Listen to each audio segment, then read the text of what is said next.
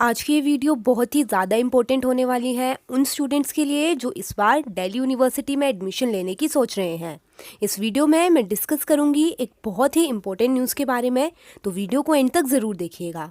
So hello everyone, welcome to no education. Guys, last time की तरह इस बार भी कोरोना की वजह से डीयू में स्टूडेंट्स के बीच अनसर्टेनिटी बढ़ती जा रही है।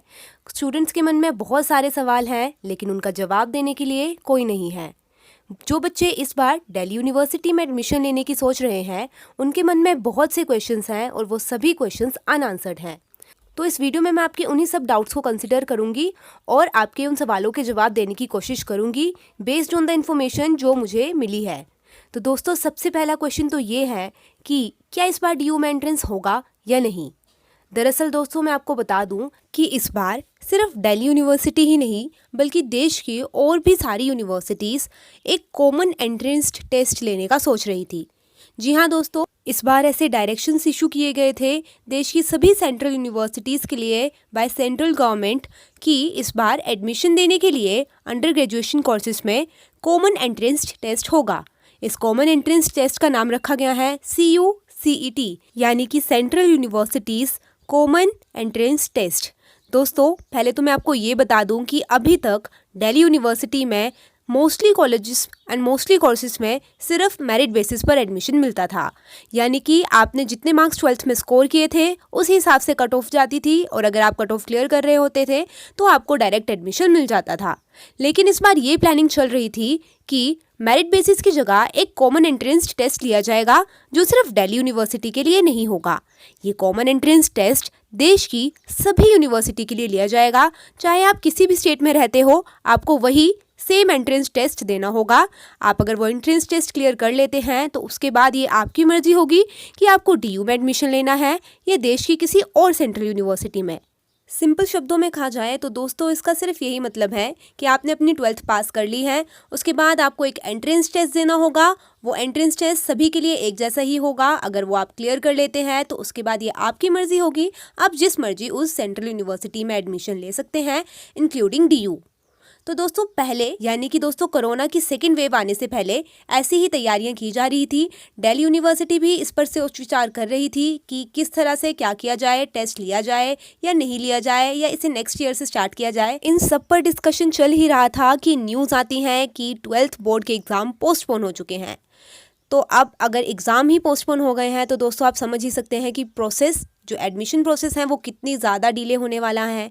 और अब दिल्ली यूनिवर्सिटी को और टाइम मिल गया है इस पर सोच विचार करने का। ऐसा भी कहा जा रहा था कि डीयू 50-50 का फॉर्मूला यूज़ करने वाली है, यानी कि एडमिशन लेने के लिए 50% मार्क्स जो कंसिडर किए जाएंगे वो होंगे आपके 12th क्लास के और रिमेनिंग 50% मार्क्स आपके कॉमन एंट्रेंस टेस्ट के कंसिडर किए जाएंगे। लेकिन दोस्तों, अभी तक कुछ भी कन्फर्म नहीं हो पाया है। अब यहाँ पर जो एक बहुत बड़ी समस्या बच्चों को फेस करनी पड़ रही है वो ये है कि अगर कॉमन एंट्रेंस टेस्ट होगा तो जो बच्चों ने इतनी ज़्यादा मेहनत 12th क्लास में की है उसका क्या फ़ायदा। जो इतनी मेहनत उन्होंने जमकर पढ़ाई में करी उसका क्या फ़ायदा होगा अगर उन्हें फिर से एक एंट्रेंस टेस्ट के लिए दोबारा पढ़ना पड़े। और एक बात, अगर एंट्रेंस टेस्ट होना ही है तो इस न्यूज़ को जल्दी से जल्दी कंफर्म किया जाना चाहिए ताकि स्टूडेंट्स के पास ज़्यादा से ज़्यादा टाइम प्रिपरेशन के लिए बच सके।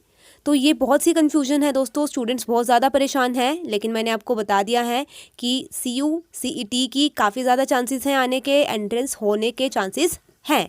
लेकिन कोरोना की वजह से कुछ भी सर्टेन नहीं है दोस्तों। कब जाकर कौन सी न्यूज़ कितनी देर में बदल जाए कुछ नहीं कहा जा सकता। खुद यूनिवर्सिटीज़ को भी नहीं पता है कि इस टाइम उन्हें क्या करना चाहिए। तो ऐसे में स्टूडेंट्स की क्या हालत होगी ये हम सब समझ सकते हैं।